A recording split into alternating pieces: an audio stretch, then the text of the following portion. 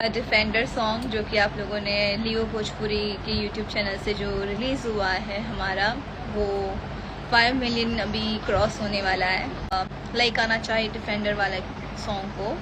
So thank you so much इतना प्यार के लिए। और रील्स सब लोगों की बहुत अच्छी है एंड सबसे ज़्यादा स्प्लेंडर हाईलाइट हो गया है। बहुत अच्छा लग रहा है, बहुत देख के बहुत मज़ा आ रहा है।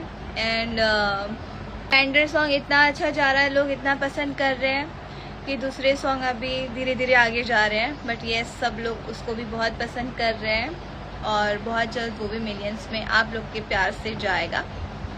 So thank you so much, love you all. सास की सौतेली बहू, मैं सौतेली बहू हूँ और एक फैमिली ड्रामा है, बहुत अच्छी फिल्म है, बहुत अच्छी स्क्रिप्ट है इसकी। और बस अभी फैमिली है, सब लोग देख रहे हैं, उनको बहुत पसंद आ रहा है। सो हम लोग उनके लिए मेहनत कर रहे हैं अभी। यस, भैंस चरवा जो सॉन्ग है वो भी 1 मिलियन होने जा रहा है, तो अपना प्यार दीजिए। और जिसने भी नहीं देखा है वो जाके देखिए।